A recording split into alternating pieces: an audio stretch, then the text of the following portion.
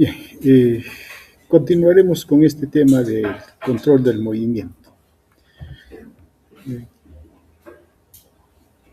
El día de ayer, cuando hablamos del músculo y su tipo de músculo, su inervación, ya es un primer nivel de control, ¿no? Pero ese nivel básico que vendría a ser a nivel del propio órgano efector está bajo control de niveles superiores, y uno de los primeros es a nivel de la médula espinal. Entonces, a este nivel hay un control espinal que se realiza a través de dos tipos de motoneuronas, las motoneuronas alfa y las gamma, que son eferentes, ¿no?, de neuronas eferentes motoras, cuyos cuerpos se encuentran en el asta anterior de la médula. Y estas tienen una distribución tonotópica. Eso supongo que lo recuerdan de anatomía, ¿no? Estas motoneuronas reciben también a su vez aferencias de los músculos que se encuentran afuera, o sea, básicamente de la periferia, a través de fibras sensitivas. Básicamente son dos, las fibras A1, que provienen del uso muscular, y las fibras tipo 2 que provienen del órgano de Golgi.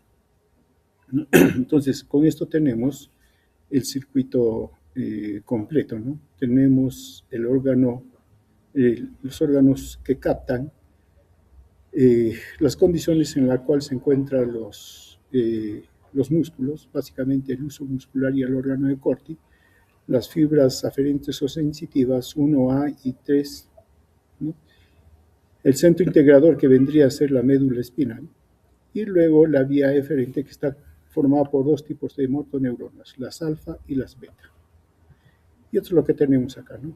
Tenemos un receptor estímulo, la neurona aferente, que es sensitiva, el centro integrador a nivel de la médula y la vía efectora hasta el órgano efector. Ahora, este tipo de, digamos, de arco reflejo es sustrato para un tipo de movimiento que es reflejo, automático, inconsciente, pero predecible. Ahora, tiene el valor de supervivencia por dar respuestas rápidas e inconscientes, ¿no? Entre la vía aferente y eferente sí puede haber interneuronas que complejizan la respuesta, pero también permiten que desde niveles superiores pueda haber un control. A mayor número de interneuronas, la respuesta es más lenta, pero también más controlada. Ahora bien, hay tres tipos de reflejos a este nivel que se consideran, ¿no?, considerando el reflejo miotático, el reflejo tendinoso y el reflejo flexor. El reflejo miotático, claro, se origina en el receptor, en los neuros musculares. El estímulo es el estiramiento del músculo y la respuesta es la contracción del músculo. El órgano de Golgi, que da lugar al reflejo tendinoso, esto se da o se desencadena cuando se estira el tendón, ¿no? Y esto, por ejemplo, cuando hay una contracción del músculo. O sea, la masa muscular se contrae, entonces tira el tendón está insertado en el hueso y es el que hace la tracción, ¿no? Entonces, hay por estiramiento del tendón por efecto de la contracción del músculo. La respuesta es la relajación del músculo. Y está el reflejo flexor, que es un reflejo también de retirada que se le llama, cuyos receptores más bien están en la periferia, ¿no? El reflejo táctil, por ejemplo, o doloroso, que se encuentran a nivel de la piel. Lo que hay acá es una contracción de los músculos, sobre todo de flexores, que da lugar a una retirada, ¿no? Cuando si uno se hinca, inmediatamente hace, ¿no? Y eso es una flexión. Ahora, hay cierta confusión, o más que confusión, a veces en los textos y en general, se utilizan indistintamente algunos términos. Por ejemplo, los reflejos osteotendinosos, ¿no?, que están referidos a los reflejos que se hacen por estiramiento del tendón. Claro, viene a ser un reflejo tendinoso, pero también se le llama reflejo miopático, que vendría a ser este, o reflejo osteotendinoso. Ustedes van a encontrar esta terminología. En la generalidad de los casos se está refiriendo al reflejo miotático, en la generalidad. Pero hay textos que hay que tener cuidado cuando uno está leyendo para ver si efectivamente, cuando uno dice reflejo tendinoso, no es que esté hablando del reflejo tendinoso como acá lo estamos mencionando, sino está haciendo referencia al miotático. Y el osteotendinoso que tiene también esas acepciones, ¿no? Entonces hay que tener cuidado cuando se está haciendo la lectura. Pero estos tres reflejos existen como tales, ¿no? Ahora bien, el típico, ¿no? Es el reflejo del tendón osteotendinoso, que así le llamarán, o reflejo tendinoso también que se le llama, o miotático que también se le llama, pero en realidad, ¿qué reflejo es? Miotático. Claro, porque se da el golpecito y el problema no es el receptor, no es el tendón, no lo es. Simplemente como estamos golpeando, lo estamos jalando al tendón. Y el tendón hace que se jale el músculo. ¿Y quién se estira entonces? El músculo. Y ahí está el uso muscular. Entonces, esto se capta, aquí se origina la neurona sensorial, va a la médula y regresa por las fibras motoras, ¿no? Claro que a nivel de la médula va a haber una, aparte de las motoneuronas que están comprometidas, alfa y gamma, va a ser de que, por ejemplo, el caso del músculo cuádriceps, que es el extensor, se active, pero también va a haber una colateral a través de una interneurona que va a hacer que el músculo opuesto, el flexor, sea inhibido, bloqueado. Porque caso contrario habría una lucha, ¿no? Para ver, para hacer para hacer este reflejo. Entonces, no es que solo esté interviniendo el músculo cuádriceps, sino el contrario debe ser bloqueado, ¿no? Inhibido. Y claro, estos reflejos osteotendinosos o profundos, que también se le llama, uno los puede realizar a diferente nivel. Lo que uno tiene que ubicar es el tendón para darle el estímulo. Y sí, entonces tenemos el reflejo nasopalpebral o clavilateral que se llama, el reflejo superciliar, el reflejo maseterino, el reflejo bicipital, etcétera, ¿no? Inclusive también hay el tricipital que se puede hacer. Entonces, claro, ahí aplicamos nuestra ubicación topográfica de los músculos sustentores y solo hay que darle el golpecito y se ven reflejos, ¿no? No vamos a ver tanto las alteraciones, se lo dejamos a otro curso. Ahora bien, para que se dé este reflejo que estamos mencionando, hay dos tipos de fibras sensitivas en realidad, ¿no? Las neuronas sensitivas del uso muscular, ¿no? Esas son del tipo 1A. Ahora bien, son axones gruesos, ¿no? Claro, conocidos como A-alfa también. Y están las motoneuronas sensitivas que se originan en el órgano de Golgi. Este se origina propiamente en el tendón. Y sus axones son menos gruesos, de tipo 2, conocidos como AB también. Eso sería en cuanto a las fibras sensitivas. En cuanto a las fibras motoras, también son dos tipos. Las alfas, motoneuronas alfa, que inervan las fibras musculares extrafusales. Y las motoneuronas gamma, que inervan las fibras musculares intrafusales. Acá nos referimos a esto, ¿no es cierto? Las fibras intrafusales son básicamente, la fibra intrafusal son el órgano sensorial. Están inervados por músculos, bueno, aquí está más bien originándose la neurona sensorial, ¿no?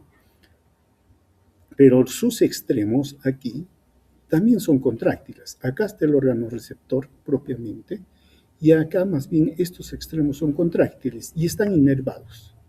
¿Inervados por qué tipo de fibra? Gamma, ¿no?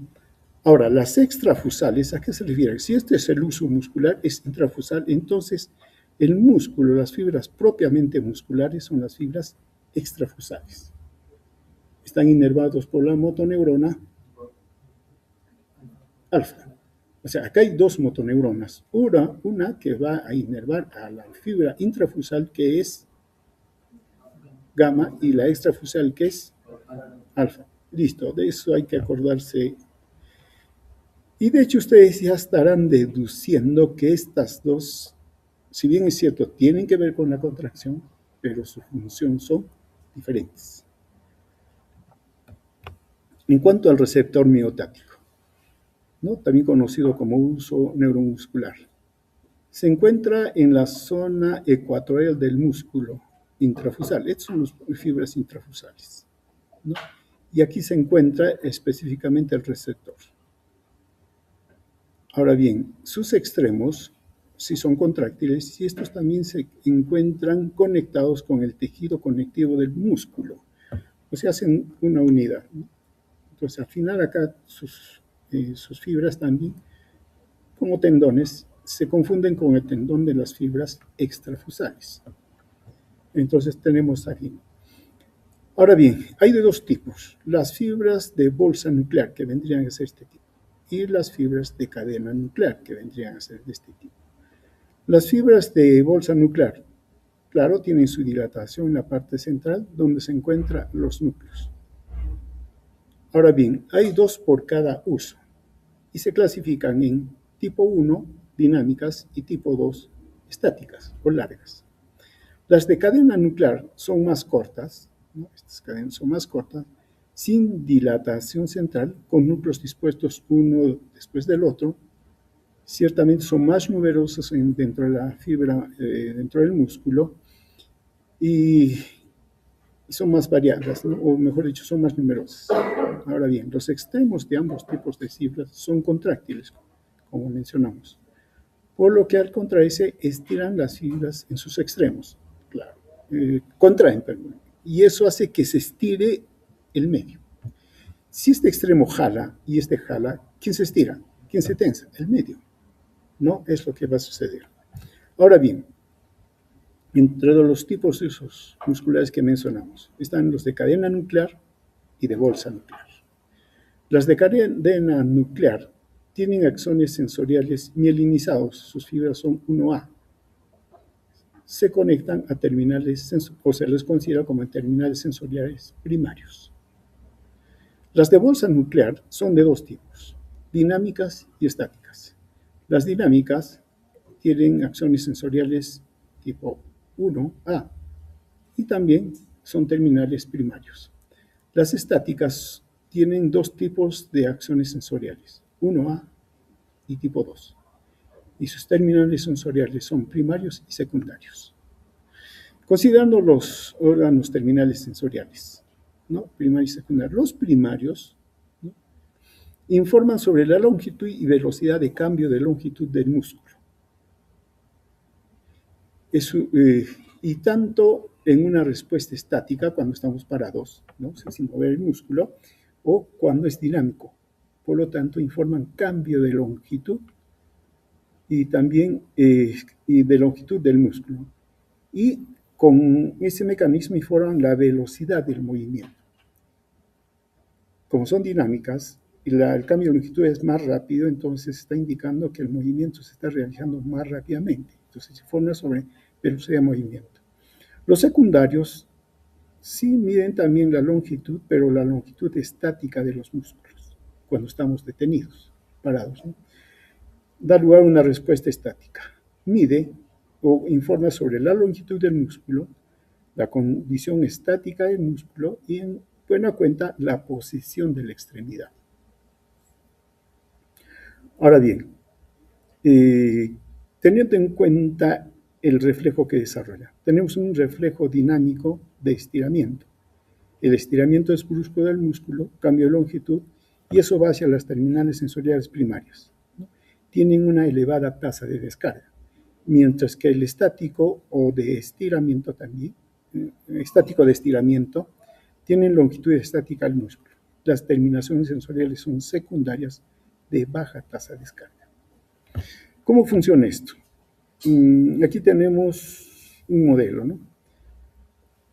Acá tenemos la fibra extrafusal y acá tenemos la fibra intrafusal. La fibra extrafusal es la que hace la fuerza, hace la contracción, mientras que la fibra intrafusal informa cómo está trabajando la fibra extrafusal. La terminal sensorial está aquí. ¿no? Y esta parte son extremos. Ya, ¿cómo informa los usos musculares sobre el movimiento del músculo? Cuando la fibra intrafusal y su terminal sensorial se estira. Claro, parece un poco contradictorio, porque si el músculo extrafusal se contrae, ¿qué pasa con la fibra intrafusal? ¿O qué pasaría, no? Se relaja. Lógico, queda suelto, como acá. Entonces, ¿cómo es que la fibra intrafusal se informa contracción muscular? Claro, lo que va a suceder es que al haber contracción de la fibra extrafusal, la fibra intrafusal de sus extremos también se acorta. Y al acortarse las dos, entonces aquí el centro está siendo estirado y se informa que hay contracción. Para eso, entonces, tiene que estar inervado la fibra extrafusal, tipo de neurona alfa beta, alfa gamma, alfa, y las fibras intrafusales gamma. Entonces hay dos tipos de neuronas, ¿no? Usualmente cuando hablamos de movimiento y contracción muscular y primera neurona motora, no hacemos diferencia de las dos, porque están referidas al mismo acto. Muy bien, entonces, ¿qué tenemos? Las motoneuronas gamas, la gamma, ¿no? que inervan las fibras del uso muscular deben contraerse, ¿no? Para adaptar la longitud para adaptarse a la longitud de las fibras esqueléticas extrafusales. Es lo que sucede, ¿no? Ahora entonces, el sistema nervioso regula la sensibilidad del reflejo miotático a través de las motoneuronas gamma y ajustan la tensión de las fibras intrafusales dentro del uso muscular. Y esto permite el reflejo funcione a distintas longitudes del músculo. Entonces el músculo se contrae, ¿no? Pero también se está contrayendo. Si le llega la orden de contraerse, este también, y por lo tanto, este informa contracción. Y es lo que de esa manera contrae. Y acá ya nos están hablando del reflejo miotático, ¿no? Ahora bien, ¿cómo se puede evidenciar esto? Una de las formas de evidenciar justamente es a través del reflejo patelar. También el aquiliano se puede hacer, ¿no? El reflejo patelar. ¿Qué es lo que hace? Se golpea el tendón del cuádriceps y eso hace que se estire. Y al estirarse el músculo, entonces se estira y entonces, como se ha estirado de la fibra extrafusal, la fibra intrafusal también se ha estirado y ha informado como contracción. Claro, porque también se estiró la parte central. Entonces, detecta y estimula, ¿no? Y eso lleva por la vía aferente sensorial al cerebro. Inmediatamente el músculo va a hacer que la médula, la neurona motora, se contraiga. Pero va a ordenar a los dos, tanto a la alfa como a la gamma, y se contrae, ¿no? Este es el fundamento de lo que se llama el reflejo miotático. Ahora, volviendo. Entonces, si es en general, en todos los músculos, si un músculo se estira, como reflejo miotático hace que se contraiga. Y eso nos está pasando siempre. Por ejemplo, los músculos del dorso, claro, nosotros no lo sentimos, no lo percibimos, pero lo que tiende el cuerpo por gravedad es irse hacia adelante. Hace esto. Y estira el músculo del dorso, lo estira. Y por el reflejo miotático lo jala para atrás. Eso es lo que estamos haciendo. Por eso nos mantenemos erguidos. Si no hubiera este reflejo, claro, se caen y nos estaríamos cayendo, no podríamos mantenernos. Por lo menos esa es la base. Entonces, todo músculo que hace una contracción por, digamos, un estiramiento, por reflejo va a contraerse. ¿Y por qué hace ese reflejo? Porque el uso muscular se estiró. ¿No? Listo. Ahora bien, este reflejo miotático da lugar a lo que se llama el tono muscular. Si nuestros músculos como que siempre tienden a estirarse y luego se contraen, entonces ese estímulo hace que el músculo esté continuamente contraído. Y eso se llama tono muscular. Es un estado de contracción ligera de los músculos, ¿no? Dependiente de la integridad de los nervios y las conexiones centrales. Acá, ese reflejo miotático que hemos mencionado, entonces tiene conexiones o está bajo influencia de niveles superiores, ¿no? Ahora bien, entonces también depende de las propiedades del músculo como la contractilidad, la elasticidad, conductividad y extensibilidad. Entonces, el tono muscular se define como una tensión del músculo en reposo. Todos nuestros músculos ahorita tienen un tono. No están caídos, por más que no lo estemos utilizando, no están caídos. Si no, por ejemplo, el brazo se caería simplemente, ¿no? Como una bolsa vacía. Así se caería, pero no. Entonces, como tiene, los músculos están ahí, aunque lo tenga, pero los músculos están contraídos, tienen su tono. Ahora bien, el tono muscular es energía potencial de un músculo, incluso cuando están relajados.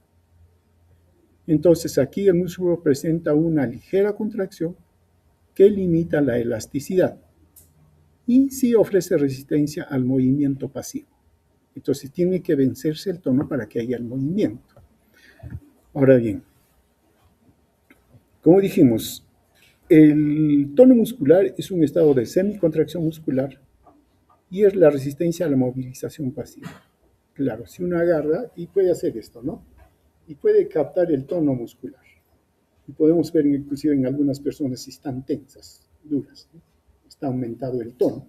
O puede estar flácido también, ¿no? Entonces, sí, uno puede probar ese tono muscular haciendo una movilización pasiva, ¿no? El tono muscular, como dijimos, se mantiene mediante el arco reflejo miotático, ¿no? A nivel medular y está influenciado por la vía piramidal, la vía extrapiramidal y el cerebelo. Claro que este término extrapiramidal lo seguimos utilizando, pero hace referencia en realidad a varias vías descendentes, ¿no? Que ya de manera individual hoy en día se mencionan, ya no tanto como este término, pero por lo pronto nos ayuda a entender, ¿no? Ahora, el tono de cualquier grupo muscular depende de su localización, la posición del individuo y la capacidad de relajar los músculos de manera voluntaria. Ahora bien, la determinación del tono es una cuestión de experiencia personal y resulta difícil evaluar cuantitativamente. Si decimos que es una experiencia personal, claro, hay momentos en que estamos tensos por alguna reacción, por algún estado emocional, o estamos relajados. Eso es suficiente motivo para deducir que el tono muscular está bajo control superior. Ahora bien, el tono muscular es esencial para mantener la postura. Hay que diferenciar el tono muscular de la fuerza muscular. Cuando uno dice mayor tono muscular, no necesariamente decimos que el músculo tiene mayor fuerza. No. Porque se puede tener un músculo muy tenso, pero no tiene fuerza la persona, o tiene una fuerza normal, ¿no? O puede ser inclusive un tono muscular bajo, pero puede tener más fuerza, desarrollar más fuerza. Entonces, el tono muscular no significa fuerza muscular, ¿no? La fuerza muscular es la capacidad activa de movernos y todo lo demás. El tono muscular es una característica del estado de reposo. Ahora bien, este reflejo, como mencionamos, está controlado desde el nivel superior. Recibe tanto influencias positivas como influencias negativas.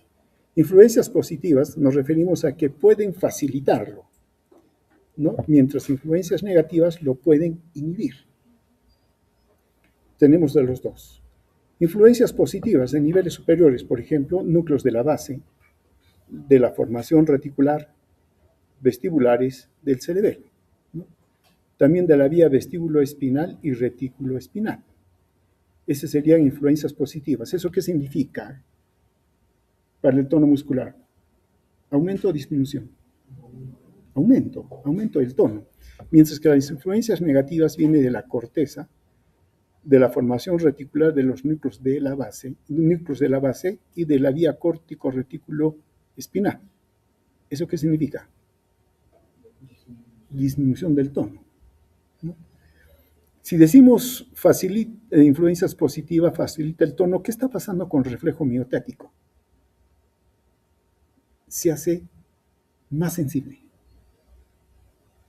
Se hace más sensible, o sea, ese estímulo pasivo, ¿no?, que da lugar al reflejo miotático, pero se hace más sensible, pues, más fuerte.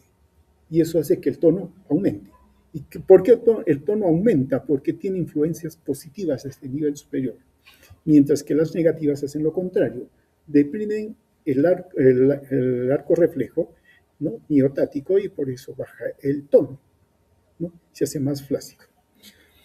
Y todos ellos, los dos, llegan a través de vías que no son las vías piramidales, sino, por ejemplo, si hablamos de la vía del sistema reticular, ¿cómo se llama ese sistema?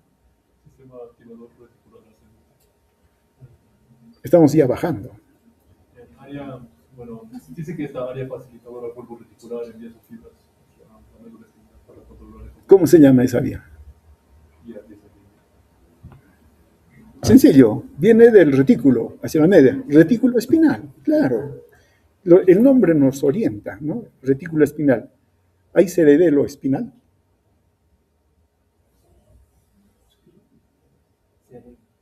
Cerebelo espinal. Espino cerebeloso sí hay, pero es vía ascendente.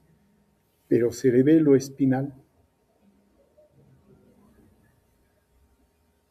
Ya, pregunta de examen. Vestíbulo espinal, claro, sí hay, ¿no? Retículo espinal con influencias negativas de la corteza, está la formación reticular, núcleos de la base y vía córtico retículo espinal también. Aquí miren, eso después lo vamos a ver. Entonces, esto favorece, por ejemplo, llegan acá hacia la motoneurona, primera neurona motora, ¿no? Y también está recibiendo de las aferencias de la fibra 1B a través de interneuronas. Acá también hay interneuronas. La motoneurona, entonces, al final, cuando sale ya con toda, digamos, con una respuesta que integra toda esta influencia, desde el nivel periférico hasta el nivel central. Veamos ahora, si decimos que hay niveles superiores que regulan el reflejo miotático, entonces veamos. ¿Qué tenemos? La corteza motora. Su efecto es tanto facilitador como inhibidor. Claro, dependiendo si va a través de los ganglios basales, el área inhibitoria reticular, o de la corteza motora primaria y la corteza motora suplementaria. Esto lo vamos a ver después. Miren, el estado predominante que tenemos es extensor. Este es nuestro estado, digamos, predominante, básico. ¿Por qué? Porque a lo largo de la evolución nos hemos parado. Y entonces el cerebro no podría estar pensando todo el día en que estemos parados, ¿no?, contrayendo los músculos, todo. Eso lo ha dejado a niveles inferiores. Y entonces estamos en esta posición. Entonces, si yo quiero hacer cualquier cosa, tengo que bloquear ese estado. Entonces, tengo que inhibir o facilitar el reflejo miotático. Se tiene que inhibir. Por eso la corteza cerebral inhibe al reflejo miotático. Porque el reflejo miotático nos da postura, y nuestra postura es extensora. Entonces, por eso digo, si yo quiero hacer algo, tengo que hacer esto, ¿no? Entonces, como la postura es que me eche para atrás, tiene que ser bloqueada. Y la corteza lo bloquea. Y entonces ya podemos hacer, digamos, la actividad. Los ganglios basales también inhiben, pero ellos lo hacen a través de la corteza, no lo hacen directamente. El cerebelo también es inhibitorio en general, ¿no? Y lo hace a través de las áreas inhibitorias reticulares, ¿no? Si hay una lesión del cerebro, hay una hipotonía. El núcleo rojo, conocen al núcleo rojo, ¿no? ¿Sí? Ya. El núcleo rojo también es inhibitorio. Inhibe el reflejo miotático y ese reflejo de extensor predominante. Eso lo hace a través de su proyección sobre las motoneuronas alfa y gamma, ¿no? Tenemos el área facilitadora reticular, mesencefalopontina, que descarga de manera espontánea, ¿no?, hacia las aferencias. Es más bien facilitador, aumenta el tono. Entonces, ¿qué haría? No hace flexión, más bien hace extensión, ¿no? Los núcleos vestibulares también facilitan el tono, hacen extensión a través de solo las motoneuronas alfa. ¿Y qué tenemos las motoneuronas alfa? Extrafusal, intrafusal. ¿No? Extrafusales, o sea, la que hace la fuerza, ¿no es cierto? El área inhibitoria reticular del bulo es más bien inhibitoria. Su descarga está inducida por corteza y cerebelo, o sea, depende del nivel más alto, pero tanto la corteza como el cerebelo son inhibitorios, por eso también es inhibitorio. Los facilitadores del reflejo miotático promueven la rigidez de los músculos, los ponen duros, mientras que los reflejos y da lugar a reflejos de estiramiento, reflejos antigravitatorios. Claro, evitan que por la gravedad nos caigamos hacia adelante, ¿no? La vía vestíbulo-espinal se proyecta a la motoneurona alfa, mientras que la retículo espinal a la motoneurona gamma. De esa manera trabaja. A ver, ¿cómo hacemos? Ya, acuérdense bien de esto, ¿eh? Porque de hecho les voy a hacer una preguntita en el examen. ¿Por qué? Porque tienen funciones diferentes, ¿no es cierto? Claro, hacen contracción las dos, pero una es sí para desarrollar fuerza, movimiento, mientras la otra es para informar, sensorial. ¿Qué les digo? Hay dos patologías que se pueden ver, ¿no? Y que reflejan, digamos, la influencia que tienen estos centros. Hay, digamos, dos posturas patológicas que se producen cuando hay lesión central, por ejemplo, ¿no? Una parálisis, lo que se llama la rigidez de descerebración y la rigidez de decorticación. Esto se debe a lesiones del tronco encefálico o más arriba, ¿no?, que bloquean justamente estas vías que controlan el reflejo miotático. Si hablamos de la rigidez de descerebración, esto lo caracteriza. Esto se da a nivel superior del mesencéfalo, arriba. Ahí se cortó la comunicación, un trauma se cortó. Entonces, la parte superior, por encima del mesencéfalo, queda desconectada. Y la parte inferior sigue en conexión. Si consideramos que la parte inferior es facilitadora del tono, entonces nos explica por qué la posición de la paciente o del paciente está en esta posición. Así está. Porque los centros facilitadores del reflejo miotático, los extensores, predominan. Y entonces tenemos esta posición. Extensión, ¿no?, de todo el cuerpo, los brazos en aducción, pronación y flexión de la muñeca. Esta posición es rígida. Y las piernas están extendidas, ¿no?, rígidas, y un estiramiento de flexoplantar. Claro, sería flexoplantar, ¿no? ¿Sí? Claro. Porque el otro es dorsiflexión y dorsi-extensión. ¿Así es? De la planta. Cuando la planta hace esto, ¿qué haces? Y cuando hace esto, ¿qué cosa es? Este es dorsiflexión y este es flexión plantar, ¿no? Y se encuentra en esa posición. Es parte de la extensión. Listo. ¿Por qué? Porque los centros que facilitan la extensión son los que predominan y los que inhiben han sido bloqueados.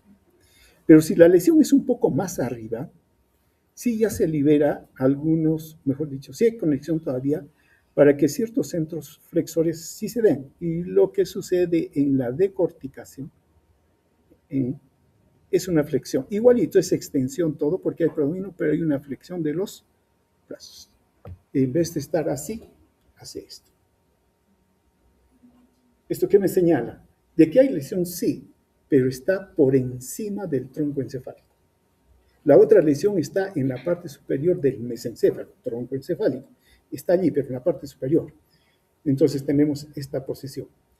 Pero si se le encuentra en esta posición, la lesión es más arriba todavía, ¿no? Y eso es lo que nos señalan, ¿no? El daño está por encima del puente, la rigidez de descerebración en el mesencéfalo. Y acá en la rigidez de corticación el daño está por encima del mesencéfalo, ¿no? Y entonces está aquí. Y eso se debe justamente a esto, ¿no? Miren, acá tenemos el tronco encefálico, la lesión está acá. Y acá están los núcleos reticulares pontinos. Y han quedado los núcleos vestibulares, los núcleos reticulares vulvares, pero sobre todo los vestibulares, y ellos son predominantes. Y tienen que ser predominantes los núcleos vestibulares porque tenemos que pararnos. ¿Quién informa en la posición que nos encontramos?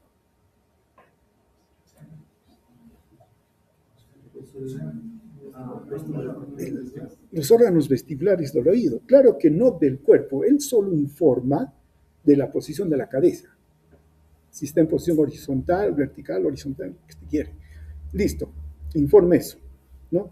Entonces, ya, eso así. Y eso llega al cerebelo. Ya, pero el cerebelo solamente estaría conociéndole de la cabeza. Tiene que integrar con el resto del cuerpo. ¿De dónde le llega esa información? Propioceptivos, a través de la vía espinocerebelosa. Entonces, el cerebelo tiene información de la cabeza y del tronco, del cuerpo, ¿no? Del tronco. Y entonces, para que nos podamos mantener, envía su salida y hace que los músculos se extiendan, ¿no? Eso es lo que hace, por eso predomina. Y lógicamente, la rigidez de descerebración es un predominio de los núcleos vestibulares, ¿no? Y de algunos más, pero principalmente de los vestibulares. Listo. Hay otra cosa más que determinan el reflejo miotático y estos centros. Es el tono muscular que dijimos. Y hay dos patologías, la hipotonía y la hipertonía. La hipotonía es un tono bajo muscular. Se describe para describir músculos flácidos, pero hay que diferenciar. Una cosa es que haya hipotonía y la otra es que haya flacidez.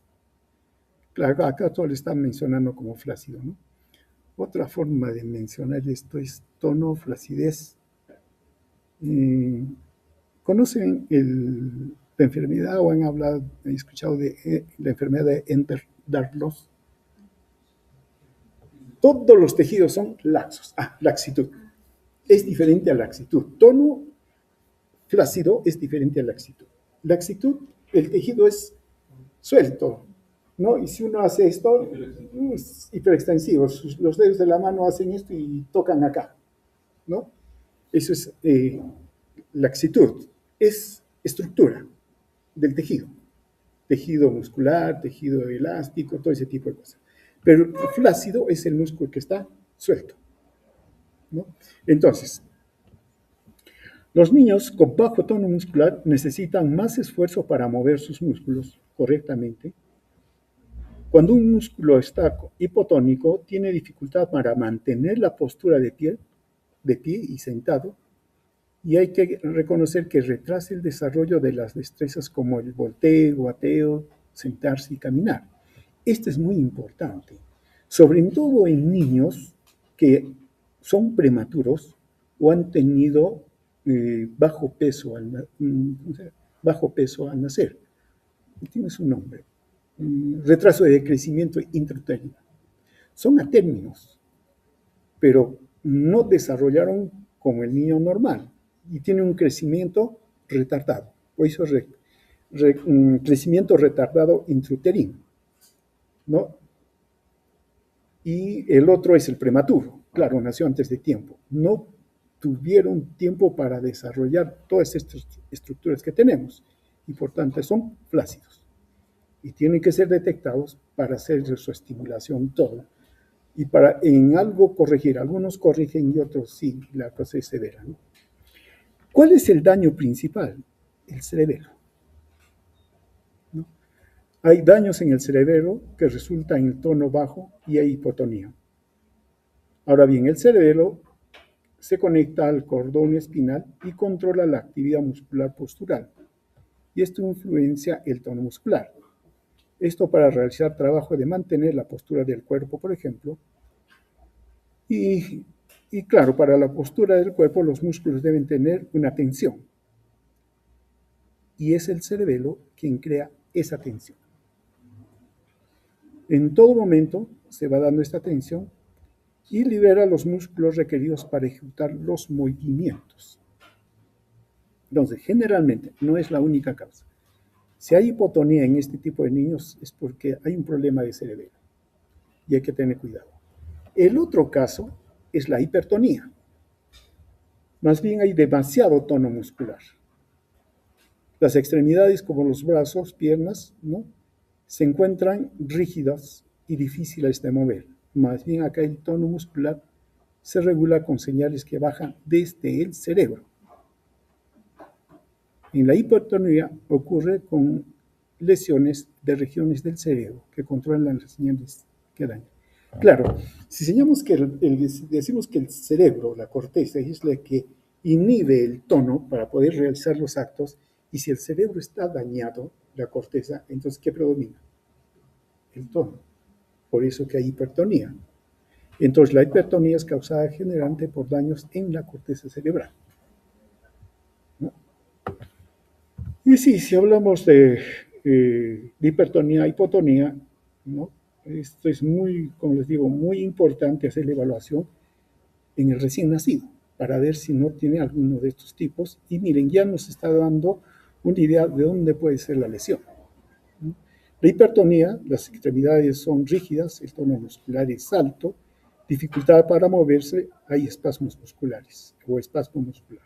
En la hipotonía, las extremidades son flácidas, el tono muscular es bajo, hay dificultad para pararse, hay inestabilidad. Listo, volvemos al tono básico que estábamos hablando. Sí, dice, podemos decir que el uso neuromuscular es el responsable último del tono muscular. ¿Se acuerdan del uso neuromuscular? Ya se olvidaron ya con todo lo que se dijo ahora. Este es el uso muscular. Claro, esa fibra. ¿Cómo le llamamos? Intrafusal. Claro, a veces uno se pierde cuando le dan tanta información. Ahora bien, y sí está influenciado por diversas estructuras nerviosas, como hemos mencionado, ¿no? Ahora, el tono muscular es una condición de tensión activa del músculo en reposo, ¿no?, que se desarrolla bajo control del sistema nervioso central. Es una ligera tensión contráctil en la que se encuentran permanentemente todos los músculos esqueléticos normales, ¿no?, y no está directamente relacionada con la actividad específica, ¿no? Eso mientras está en reposo. Ahora bien, es un estado de contracción, sí, permanente, ¿no? Y esto da lugar a diferentes niveles de actuación. Primero, el tono de reposo. Eso mantiene la integridad articular, inclusive no es válido para producir movimientos voluntarios. Está el tono de actitud que predispone a una acción, previo, pero no ocasiona el movimiento.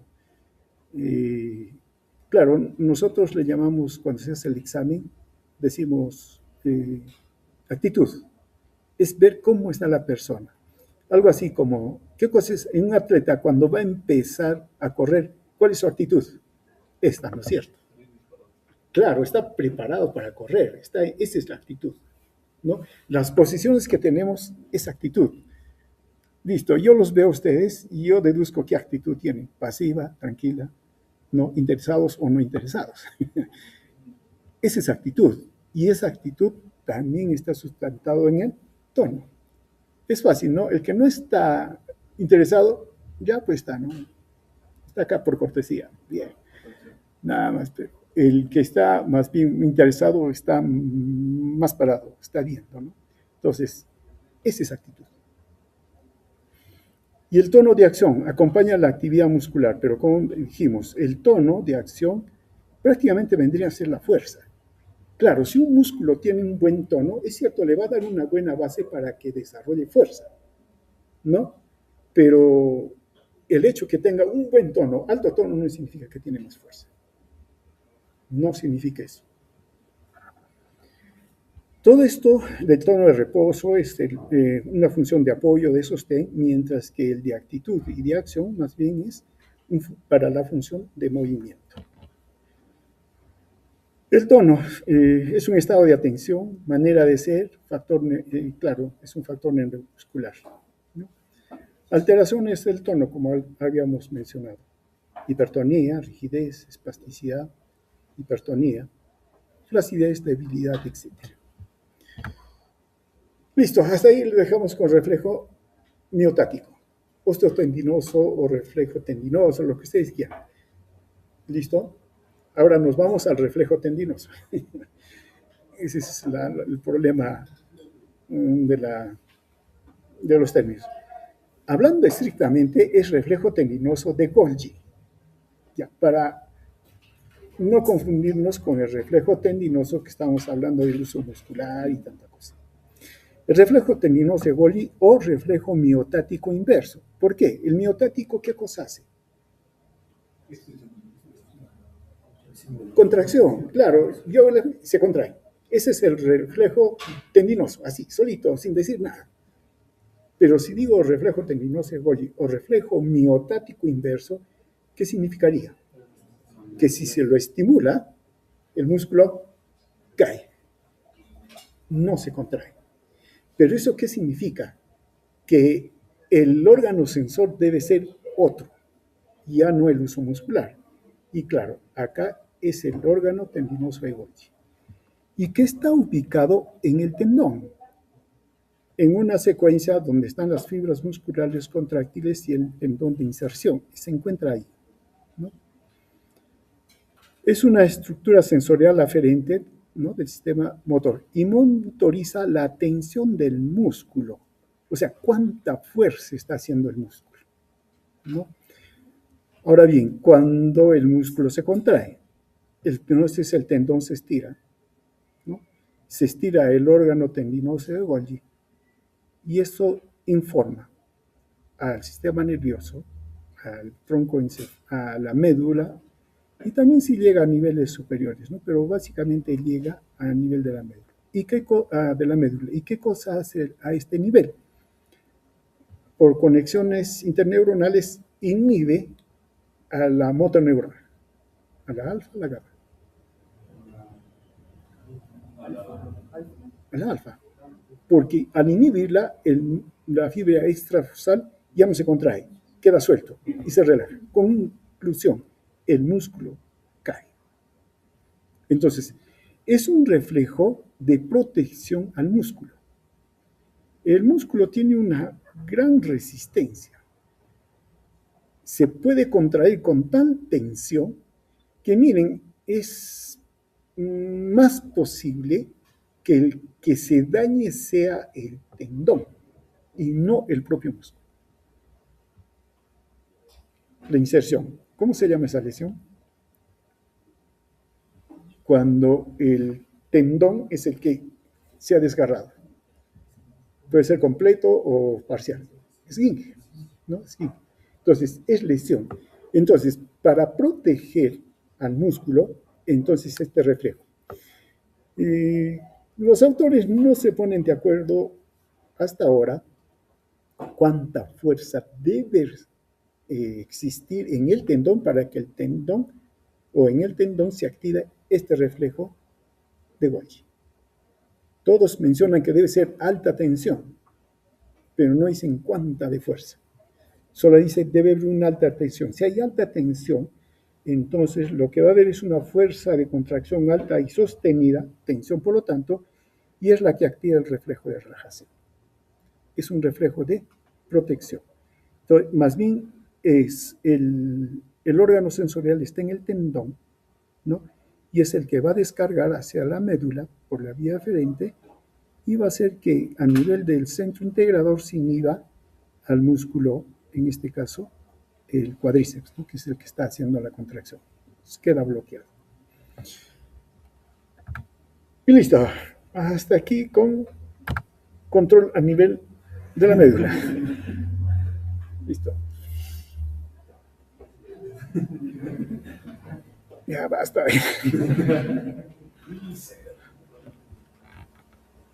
¿Alguna pregunta? ¿Algo que acotar? Sí. Una pregunta sobre los músculos, como digo, que eran extensores y secundarios de tono muscular. Mi pregunta sería, en un traumatismo, cuando este extensor lo ponemos en el parte interior y se pierde más o menos de la contracción, en un accidente, ¿esto seguiría siendo parte del tono muscular? ¿Puedes repetir? No, repita la pregunta. Ya, los músculos de la parte posterior, los extensores, se pierden de tono muscular. Ya, pero en caso de un accidente o un trauma grave que tengan que hacer una operación para que los músculos se vayan a la contracción, en ese caso, ¿seguirían cargándose de todo el músculo de ese músculo? Va a seguir funcionando. Cuando hay un trauma, lo primero es un bloqueo de todo. No sé si les ha pasado, ¿alguna vez se han descalabrado? Claro, una caída así de esas desastrosas. Claro, o sea, duele, es cierto, pero como que no podemos pararnos. Porque todo esto, lo que hemos hablado, queda bloqueado, queda en shock en ese momento. Ya, y poco a poco se va recuperando, depende también de la extensión del daño, ¿no? Pero luego nos queda el dolor. Y el dolor es un mecanismo de protección y entonces bloquea. Por eso es que no podemos mover. Una persona que tiene el dolor intenso no puede caminar, porque no solamente está el dolor, sino el bloqueo para que no funcione.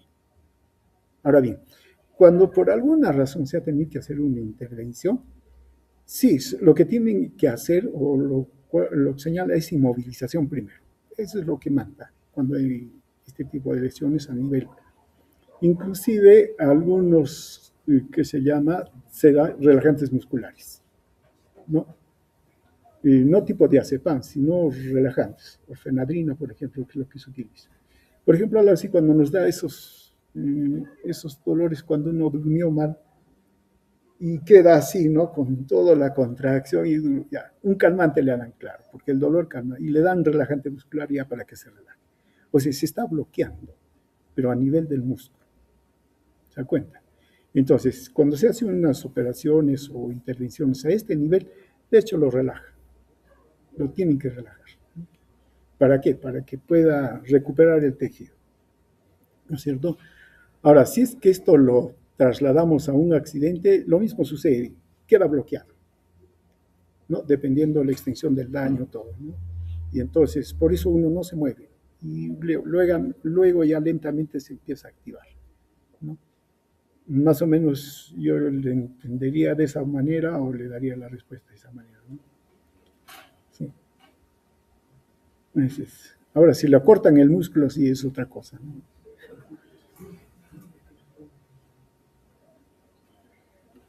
Listo, muy bien. Si no hay otra más, continuamos. Sí, todavía nos falta otro nivel. O paramos acá.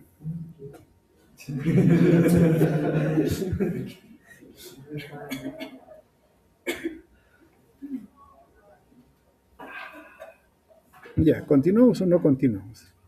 Porque miren, ya hemos llegado aquí. Ahora vamos a estar aquí. De estos niveles nos queda. Ya, entraremos una parte nada más. Ya, entonces, como llegamos a claro, podríamos partir acá, pero vamos a integrarlo desde aquí.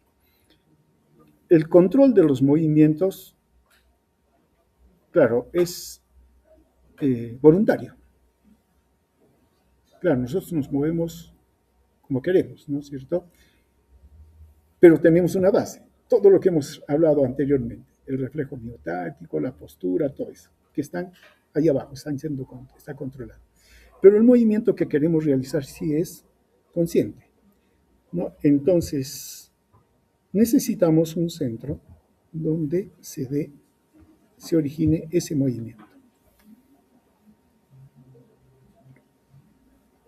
Y eso ustedes sí lo saben. ¿Dónde se origina el movimiento? En la corteza motora, ¿no?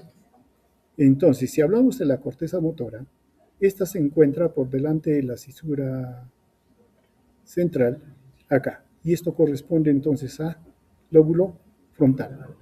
Entonces, ¿de dónde se originan los movimientos? Del lóbulo frontal. De allí se originan los actos volitivos de voluntad y estos se expresan a través del movimiento. Entonces, el lóbulo frontal sí origina el movimiento, pero también realiza control de ellos, ¿no? El lóbulo frontal está también involucrado en otras acciones. Por ejemplo, solución de problemas. Si algo tenemos que solucionar, es aquí. Tengo que pensar, tengo que hacer algo, ¿no? Toma de decisiones, la planeación.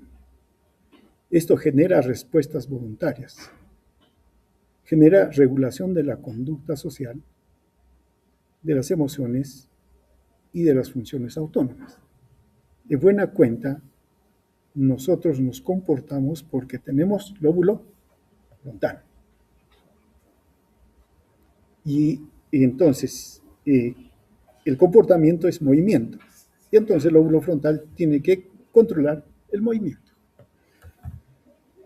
Ahora bien, conocemos tres cortezas motoras, sí, lo vamos a señalar así, ¿no? La corteza motora primaria, ¿no? Que está justo delante de la cisura central. Por delante de la corteza motora primaria está el área premotora, que está más hacia el lado lateral, y hacia la parte superior está el área motora suplementaria, ¿no? Ahora bien, en cuanto al área precentral, que también se llama, o área motora primaria, ¿no? Un estímulo de una neurona a este nivel, en el área motora primaria, así aislada, activa un movimiento específico, no músculos independientes, sino activa un movimiento. Ahora, esa neurona activa en realidad un patrón de movimiento, el patrón de caminar, por ejemplo, ¿no? Entonces, se activa ese patrón y ese patrón está, digamos, desarrollado a través de músculos. Claro, lo llamamos independientes porque es un grupo de músculos que realizan ese movimiento. Ahora, un patrón de movimiento puede utilizar, mejor dicho, un músculo puede estar involucrado en varios patrones de movimiento, sí, ¿no? Por ejemplo, patrón de movimiento para caminar, ya, patrón de movimiento para correr, patrón de movimiento para saltar. Esos músculos están comprometidos y por lo tanto esas neuronas están comprometidas en varios patrones. Pero cuando el cerebro va a ordenar movimiento, mueve ese patrón y lo combina y todo lo demás. Ahora, los patrones de movimiento que están ya almacenados, codificados, se encuentran en regiones inferiores del encéfalo, en la médula, tronco encefálico, ganglios basales y cerebelo, sobre todo ganglios basales, ¿no? Ahora, esta área motora primaria tiene un control preferente de músculos de la mano y del habla. ¿Se acuerdan del homúnculo motor? ¿Sí? Ya, si ustedes recuerdan la figura, para la boca, la faringe y las manos es amplio, mientras que en la parte superior, ya yéndonos hacia la cara media del cerebro, están los pies, las piernas, que son una región mucho más pequeña, ¿no? Porque esos movimientos no son tan finos como los de la mano y la lengua, ¿no? Delante del área motora se encuentra el área 6, premotora, y tiene una organización topográfica semejante a la área motora primaria. Y los patrones de movimiento que tienen en esta área motora son más complejos que en el área motora primaria, ¿no? Se dividen como en dos líneas, ¿no? Una anterior. En esa parte anterior se crea la imagen motora del movimiento a ejecutarse. O sea, ahí es donde pues el cerebro piensa y se imagina el movimiento, lo que se va a hacer. Entonces crea una imagen del movimiento. La parte posterior del área premotora, con esa imagen excita cada patrón sucesivo de actividad muscular necesario para ejecutar el movimiento. Entonces, ahí lidera el movimiento. Listo, entonces le paso la orden a la parte posterior y es el que va a activar los patrones para que se pueda dar este movimiento. Envía los impulsos a la corteza motora primaria de forma directa o a través de los ganglios basales o del tálamo. Entonces, la área promotora primero se da cuenta, crea la imagen de movimiento, pero él no da la orden. La orden la tiene que dar el área primaria. Ahora, puede enviárselo directamente, o si no a través de los ganglios basales, porque los ganglios basales van a tener que modular ese movimiento y lo va a la corteza motora. La única que manda la orden de contracción es la corteza motora, nadie más. Por ahí va a bajar. Claro, antes decíamos el teléfono, porque antes utilizamos el teléfono.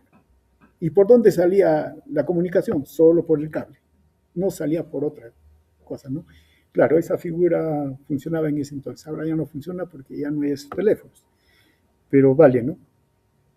La única forma en que sale la orden de movimiento es a través de las neuronas de la vía motora primaria, ¿no? Ahora, en el área premotora también hay unas neuronas que se llaman las neuronas espejo.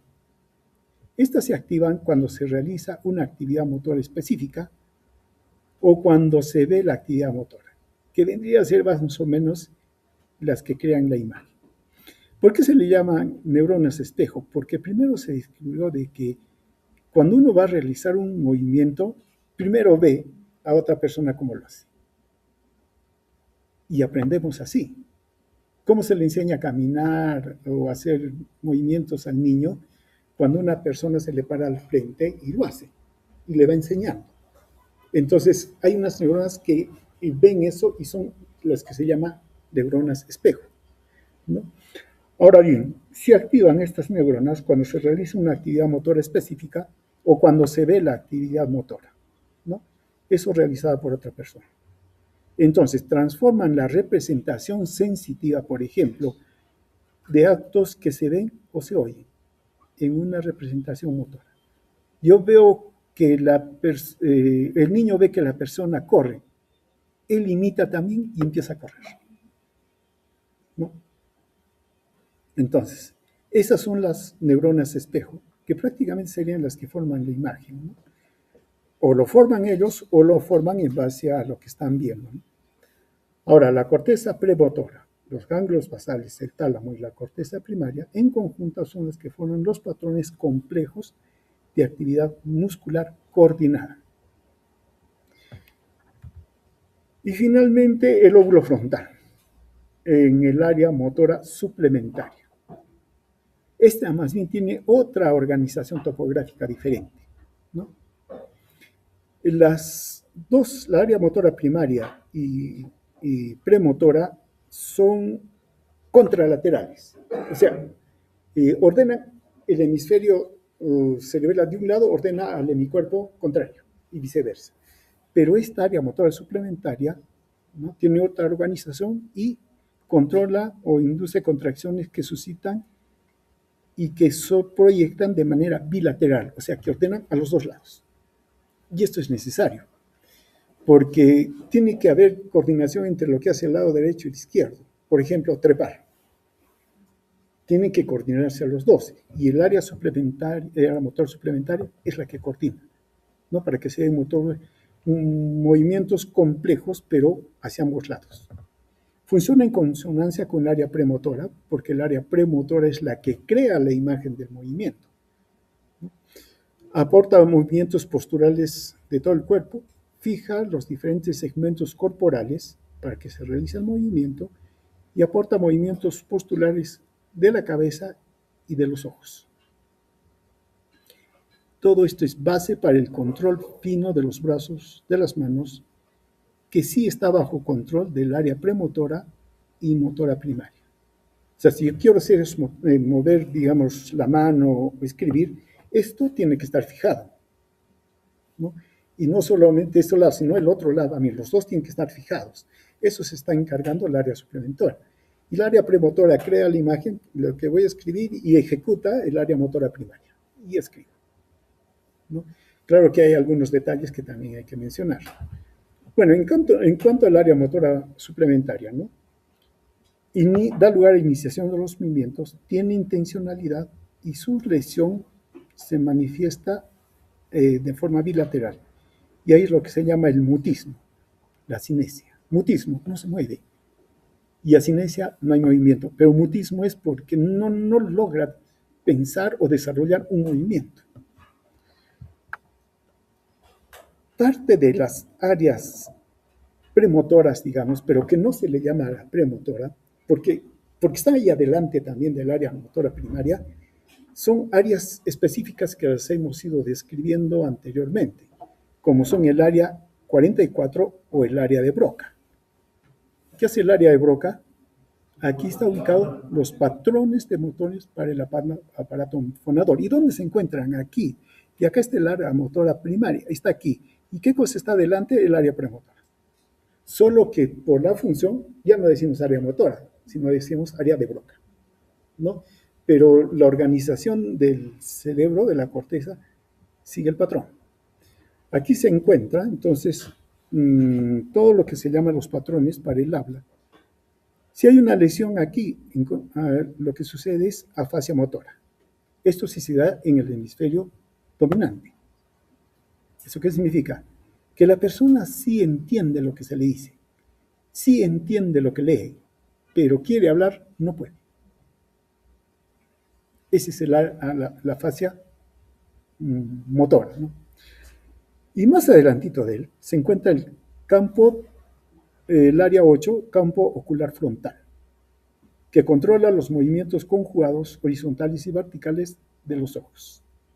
Claro, nosotros movemos los ojos, claro, cada uno tiene sus músculos y todo lo demás, pero son conjugados, se mueven en el mismo sentido, y sea hacia arriba, hacia abajo, o de forma horizontal, ¿no? Ahora bien, y es porque esta área se origina así en el área 8 de uno de los hemisferios y desciende hasta el tronco encefálico, aquí en el mismo lado, y tiene proyecciones sobre este núcleo. ¿Cómo se llama este núcleo? Tercer par.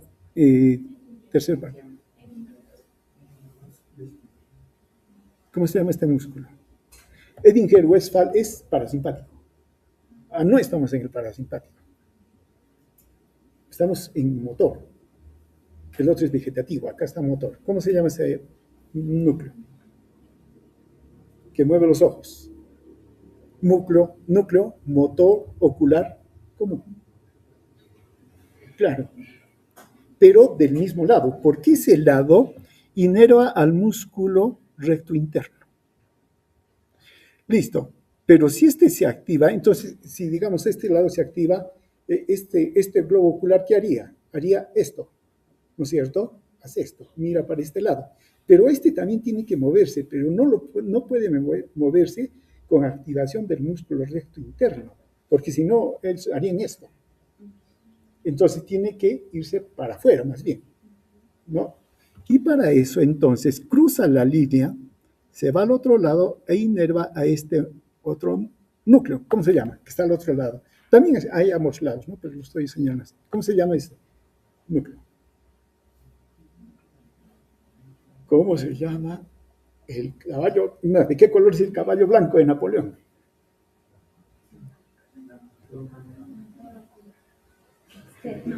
Un motor ocular externo. Claro, porque hace que el globo ocular se vaya hacia afuera. Por eso el motor ocular externo. Y claro, se complementa también con otro que está aquí, del cuarto par craneal. ¿Cómo se llama este núcleo? Oblicuo superior, más conocido como... pero tiene otro nombre. El patético, por la mirada patética, ¿no? Así, bajado y hacia afuera y abajo, ¿no? Por eso es en el patético. Entonces, miren, el patético del mismo lado, el motor ocular común del mismo lado, hacen que el globo ocular gire hacia este lado, viniendo la orden de la corteza, de este lado de la corteza, digamos del derecho, hace que se desvíe hacia el lado izquierdo.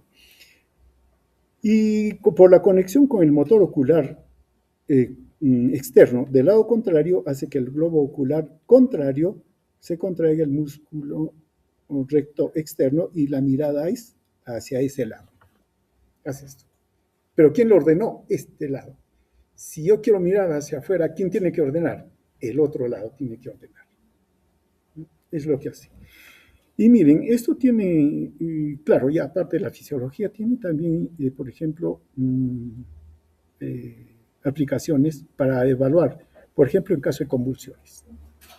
Hay dos tipos de lesiones neuronales, aquella que las apaga por lesión, apagada, y aquella que la sobreexcita, y eso se puede manifestar.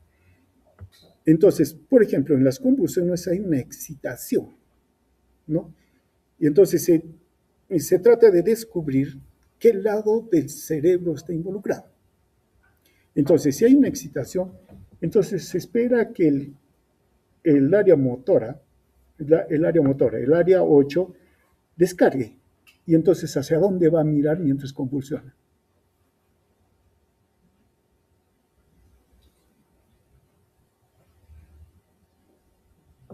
Entró en convulsión. Es una convulsión generalizada y todo lo demás, pero uno busca los ojos y trata de ver hacia dónde están dirigidos los ojos.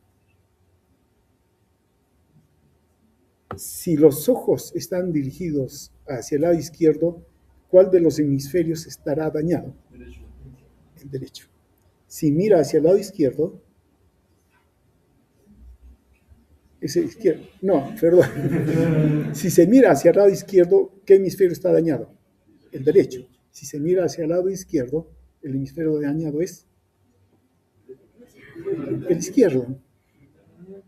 El izquierdo. Claro, si la mirada se va ahí por convulsión, entonces está yendo a la mirada hacia el lado derecho. ¿Qué hemisferio es el que estaría dañado? El izquierdo, claro, no porque predomina. Pero entonces, cuando hay convulsión, los globos oculares se alejan del hemisferio causante, se alejan del problema. Pero cuando hay una lesión, un trauma, se apaga. ¿Hacia dónde miraría? Hacia el mismo lado. Hacia el mismo lado. Por eso dice, cuando hay lesión, los ojos miran a su lado, miran a la lesión. Acuérdense de eso, y es por la forma en que está. Y cuando hagamos visión veremos algunos detalles más.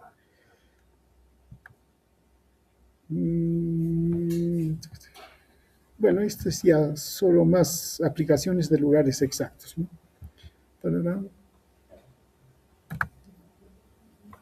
La corteza, acá está la corteza cerebral, área motora primaria, lo que hablábamos del homúnculo, y listo. Ahora salimos hacia afuera. Y sí, nos vamos a hacer. Ya, es que ya es hablar de vía piramidal. Entonces, hasta aquí lo dejamos.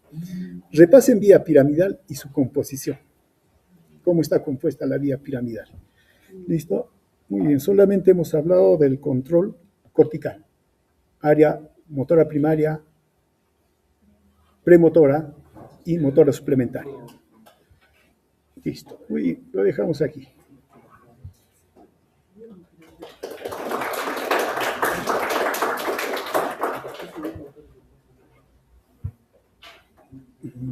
¿Qué tenemos ahora? Nada, ¿no? Una pregunta. Con los que hicimos biofísica, ¿hicimos estímulo nervioso? Creo que sí. Que aplicar acá el electrodo y hacer esto. Hicimos eso, ¿no? Ya, entonces, ya lo hemos hecho.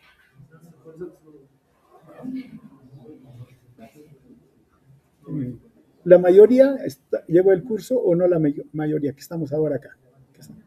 ¿No qué? 11, doctor, 11 del año que han llevado, solo son 11, solo. Y algunos son código 24 y O sea, ahí, entonces electrocutaremos a algunas personas. Ya, entonces lo que vamos a hacer es contracción muscular, estímulo nervioso. Bueno, los que ya han hecho, ni modo, en la repetición está el gusto, dicen, ¿no? Ya. Listo. Entonces, eso haremos. Para mañana y pasado mañana les paso el protocolo. Por cada subgrupo, ya, necesitamos un voluntario que no tenga ninguna alteración nerviosa, ni tampoco tenga alguna alteración cardíaca, porque se estimula con carga eléctrica. Es bajo, así que no se asusten, pero si es que hay alguien que tenga ese problema, sí, mejor no nos metemos. Ahora, como generalmente nos demoramos media hora en hacer esa prueba, son 4 grupos, es por gusto que vengan todos a la vez.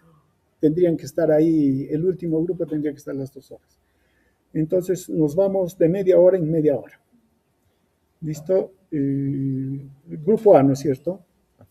Ya, el grupo A puede estar a las 7. ¿No? Mañana a las 7 nos toca, ¿no? A las 7. 7 de la mañana. El grupo A2 a las 7:30. El A3 a las 8 y el A4 a las 8:30. ¿Listo? Van en ese orden para poder hacer la práctica. Porque digo, por gusto estarían esperando ahí. ¿Listo? Entonces serían el 5.º piso. para el grupo de lo mismo también. Claro, para el grupo B también sería lo mismo, solo que empezamos a las 9. Listo, entonces así quedamos. Muy bien. Doctor, en el aula del frente. Sí, en el laboratorio, arriba, el 5.º piso.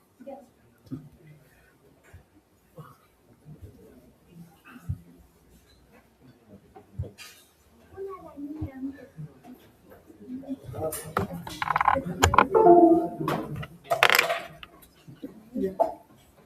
Nos vemos. Para el práctico de De inmunología. Bueno, el problema es que hasta ahora no llega el reactivo X. No, estoy yendo justo a ver con el señor análisis, ya les envié el protocolo, ¿no? Para que lo tengan. Pero no sé si hay más. Si no hay, entonces tendríamos que seguir avanzando con la teoría. Ya, yo le aviso.